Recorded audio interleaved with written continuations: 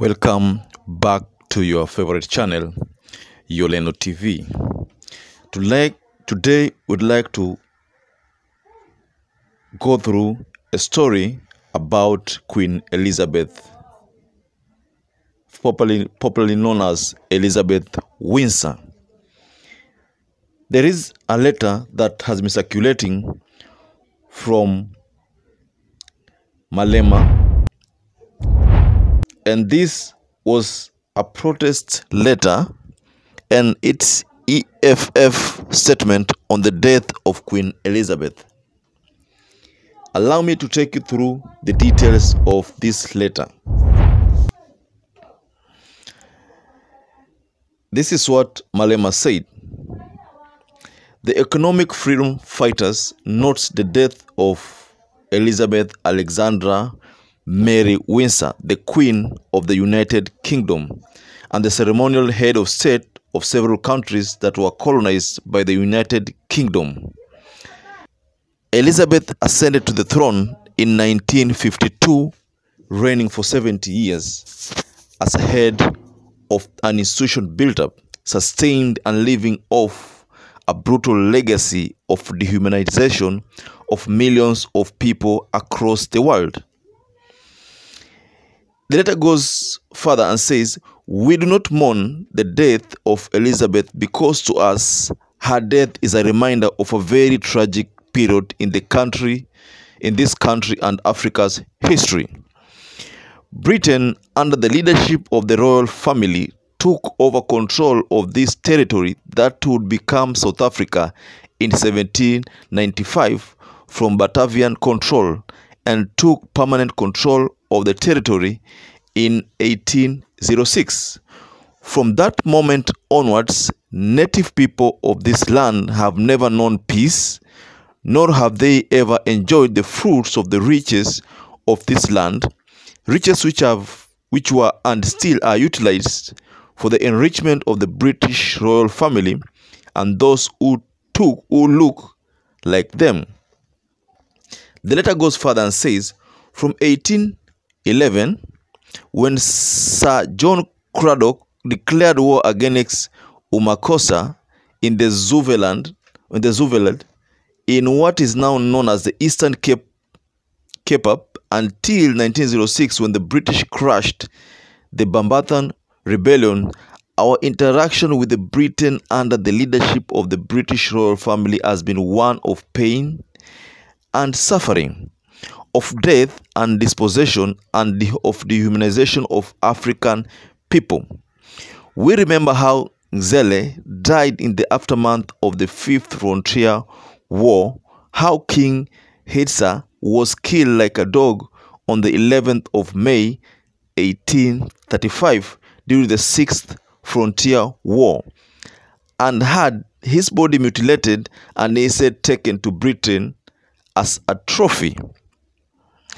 The letter again continued to say that it was also the High British royal family that sanctioned the actions of Cecil John Rhodes, who plundered this country, Zimbabwe, and Zambia. It was the British royal family that benefited from the brutal mutilation of people of Kenya, whose valiant resistance of British colonization invited vile responses from Britain. In Kenya, Britain built concentration camps and suppressed with such inhuman brutality the Mau Mau rebellion, killing Dedan Kimathi on the 18th of February 1957, while Elizabeth was already queen. This family plundered India via the East India Company. It took over controls and oppressed the people of the Caribbean islands. Their thirst for riches led to the famine that caused millions of people to die in Bengal, and their racism led to the genocide of Aboriginal people in Australia. Elizabeth Windsor, during her lifetime, never acknowledged these crimes that British and her family in particular perpetrated across the world.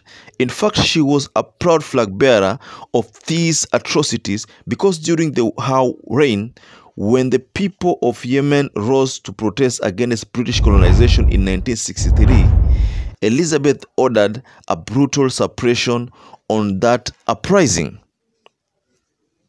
Malema's letter further says that during her 70-year reign as queen, she never once acknowledged the atrocities that her family afflicted on native people that Britain invaded across the world. She willingly benefited from the wealth and was attained from that exploitation and murder of millions of people across the world. The British royal family stands on the shoulders of millions of slaves who were shipped away from the continent to serve the interests of racist white capital accumulation, at the center of which lies the British royal family. If there is really life and justice after death, may Elizabeth, our ancestors, get what they deserve. The statement was issued by EFFF 8th September 2022, and the letter was signed by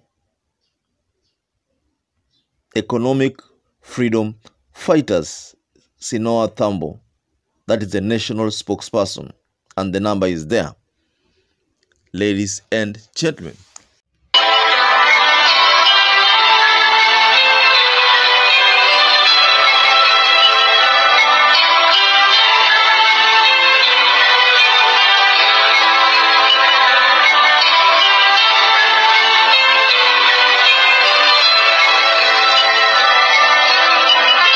that's the little story that we get from the letter that was sent, and this